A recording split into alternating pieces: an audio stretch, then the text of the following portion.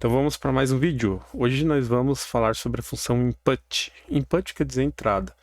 Então quando eu quero dar uma entrada dentro é bonito, né? Mas dar uma entrada de alguma variável, de algum número, de algum valor, sobretudo string no Python, eu utilizo essa função, a função input.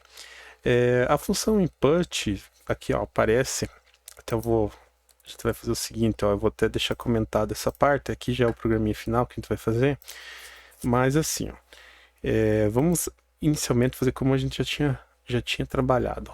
Se, por exemplo, eu colocar aqui, ó, número, e eu vou atribuir o número 10, certo? E aí, quando eu printo o número, print número, aí ele vai me retornar o 10, né? Isso aqui já tá bem tranquilo, que a gente já sabe, né? Beleza. Inclusive aqui, né, se eu quiser ver, a gente já viu também, né? Se eu quiser ver que tipo de classe que é, eu posso colocar o type e ele vai retornar uma integer, né?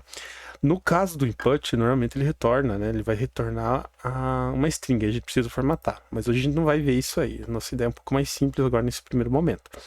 Então, isso aqui é a forma mais simples. Eu tenho uma variável chamada número, que o número é 10, e aí eu vou fazer simplesmente o print número, eu tenho o número 10, então, lá na saída. Repare que eu só estou tendo uma saída aqui, ó. Aqui o programa, ele não é uma entrada, uma saída. Ele é um código, eu não estou tendo uma interação com o nosso código aqui. Ele simplesmente está me printando 10. Se eu alterar lá no meu código o número para 100, ele vai retornar 100. E por aí vai.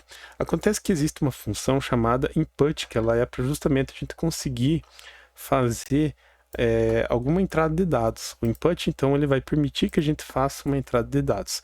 No caso aqui, ó, eu coloquei que digita o número, mas vamos dizer que, por exemplo, ó, vou recortar isso aqui, depois já colo de volta, ó, que eu der esse comando, ó, e dar o print número. Olha ali em cima como ele está bem parecido, ó. Eu simplesmente troquei aqui o número 100 pelo input. Quando eu executo aqui, olha, ele fica em branco.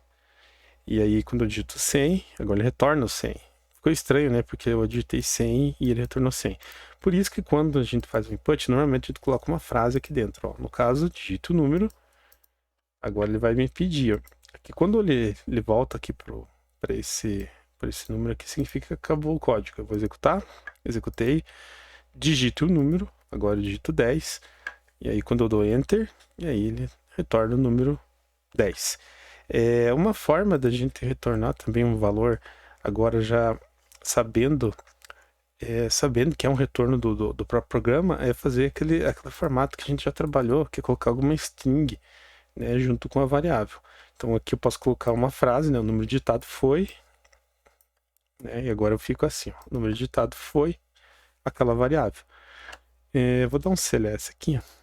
Agora nós temos aqui o programinha completo, né,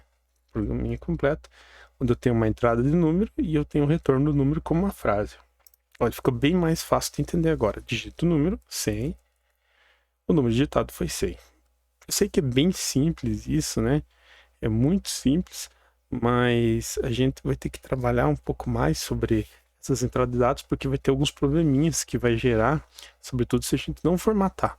E aí a gente vai trabalhar aí, posteriormente, numa calculadora, uma calculadora bem simples, e vai ser um dos primeiros programas que a gente vai escrever completamente, e obviamente que ele é bastante simples, mas já ajuda a gente a compreender mais e ficar um pouco fora de usar apenas exemplos e exemplos. A gente precisa praticar para que a gente consiga pegar aquela ideia que a gente tem e botar ela para funcionar.